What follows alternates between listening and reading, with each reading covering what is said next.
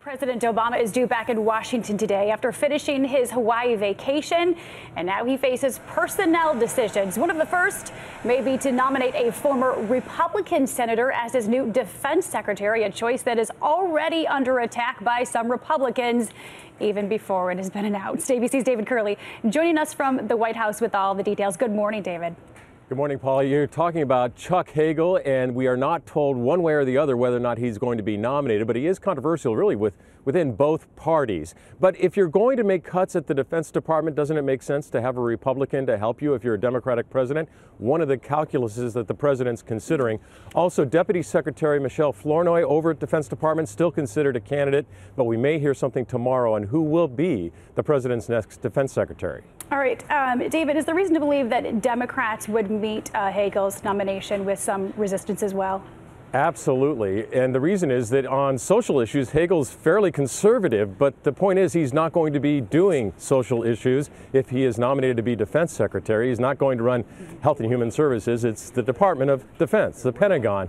But some Democrats are concerned about that. Republicans are concerned as well because Hagel lines up with the president. He was opposed some of the issues in Iraq, also in Afghanistan, and that's what Republicans don't like. He bucked the Republican Party and really lines up with the president, which the president might see as a strength if he decides to nominate Hagel.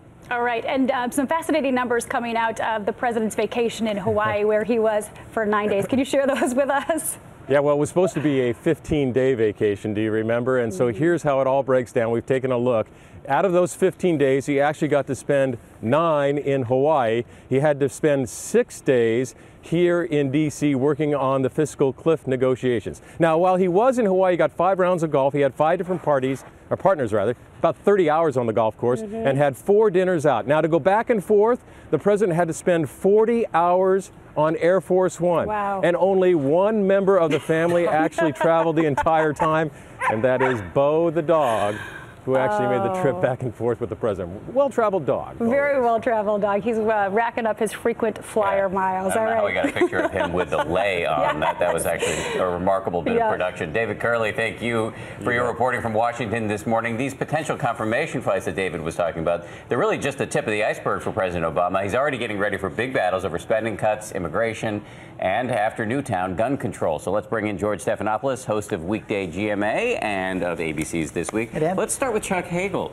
Is he likely to get the nod? And if he does, can he make it through the confirmation Well, the White process? House saying the president hasn't made a final decision, as David just reported, but Democrats in the Senate certainly believe that this is coming. They've certainly been led to believe by the White House that this is coming, and they're kind of scratching their heads. They can't figure out why. As David pointed out, there are a lot of Democrats who have questions about Chuck Hagel, not only on social issues like gay rights, but also on his support for Israel. There's been some firm opposition from Republicans. If the president goes forward, he is in for a real fight, likely to get him through, but it's not going to be easy. He's got a lot of big fights coming in. This morning we're hearing that they're gearing up to take on the NRA over gun control post-Newtown. What are the odds that he has the political capital to win a fight with the NRA? Right now he has the public on his side, but he knows he has to move very, very quickly. That's why Vice President Biden is going to report back likely before the president's inaugural on January 20th with his package of recommendations much broader than simply gun control. They'll also look at mental health issues. They'll look at violence in the media.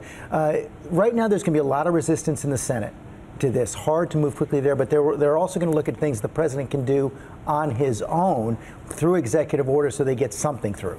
George Stephanopoulos, thank you. And George has a big show this morning. His guest, a key player in the fiscal cliff deal that just passed, the Senate Minority Leader, Mitch McConnell. This week with George Stephanopoulos coming up later this morning.